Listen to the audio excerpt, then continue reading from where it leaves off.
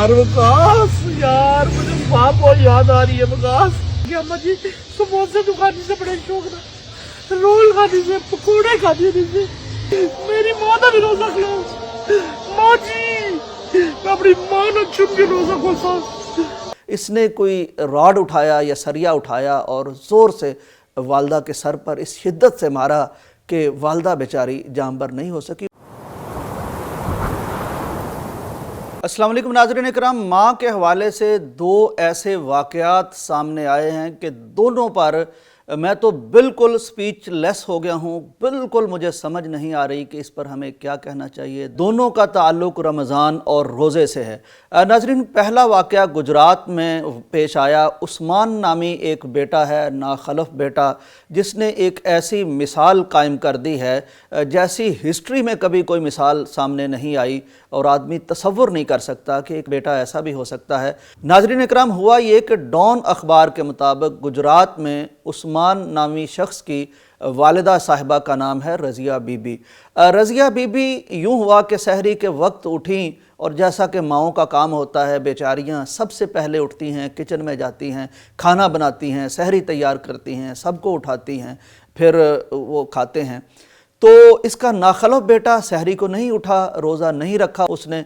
अब पता नहीं बाकी भी रखता था कि नहीं रखता था। जब वालदा थक गई, आधी रात की उठी हुई, फजर पढ़ के लेटी, तो इसको न जाने किस वक्त को 9 बजे 10 बजे जब ये उठा होगा तो उठते ही इसने शोर डाल दिया कि मुझे फ़ौरन नाश्ता दिया जाए। कैसा आदमी है तो, जवान आदमी है, रोज़ों का महीना है, तो मुसलमान है, मुसलमान माँ का बेटा है।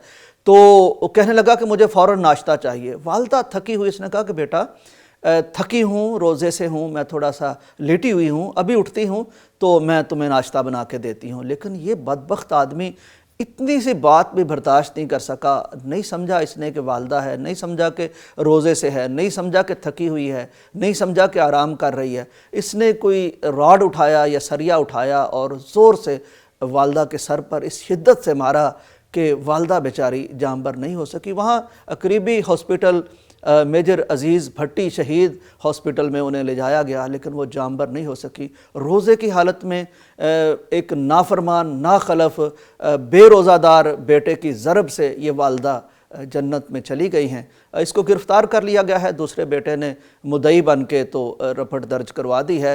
नाज़रीन इकराम, मुझे बिल्कुल समझ नहीं आती कि मैं इस पर कौन सी आयत पढ़ूँ, कौन सी हदीस सुनाऊँ, कौन सी बात बताऊँ कि माँ के साथ रोज़े में इस तरह भी करता है। दूसरा अजीबोगरीब वाक़या इस तरह है कि ये एक और एक्सट्रीम हमें नज़र आती है।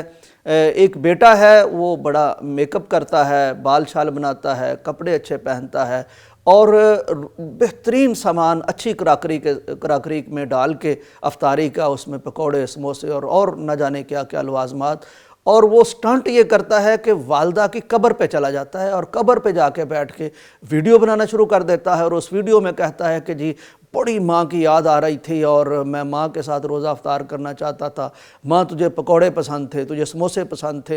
ये ज़रा पहले वीडियो सुन लें, फिर हम इस पर बात करते हैं। तो आज 13वां रोज़ा है और माँ की इतनी याद आ रही थी, इतनी याद आ रही थी कि हम सब अपने घरों में रोज़े खोलते हैं और हमारे माँ बाप यहाँ सोए हुए हैं। यार वकास, यार मुझे माँ बहुत याद आ रही है वकास। अम्मा जी, मैं तेरे से तेरी सब पसंद की चीज़ें लेके, अम्मा जी समोसे तो खाने से बड़े शौक था, रोल खाने से, पकौड़े खाने से, टिक्के खाने से, अपनी ख्वाब का हर चीज़ तेरे पसंद की चीज़ें क्या है। बाजी ने तेरे साथ चीज लेके तो कितने चली गई बाजी। अरे तेरे बगैर रोजे खोलने आई, आज बाजी मेरे ना रोजा खोल बाजी मेरा। बाजी ज्यादा टाइम है, ज्यादा होने वाली है, मैं खुदा दी कसम भी तेरे दिल पड़ जाता। अम्मी जी, अम्मी जी, मेरी माँ का भी रोजा खिलाओ माँ जी, मैं अपनी माँ ने चुन के रोजा खोलता, अपनी माँ की चुन के रोजा खोलता है। खोला यार, खोला रोजा यार, खोला रोजा यार। तो नाज़रीन इकराम, ये क्या, यानी अब हम टिकटॉक के लिए, हम अपनी वीडियो के लिए, हम किसी भी हद तक गिर जाएंगे, हम हर हद से गुज़र जाएंगे, हमें सिर्फ लाइक्स चाहिए होंगे और वो ہم ایک مسلمان ہوتے ہوئے اور ہمیں پتہ ہونا چاہیے کہ ہماری ایتھکس کیا ہیں، ہمارا دین کیا سکھاتا ہے۔ والدہ فوت ہو گئی ہیں، وہ قبر میں ہیں، اب کون احمق ہے جو قبر پر والدہ کی افطاری لے کے جاتا ہے؟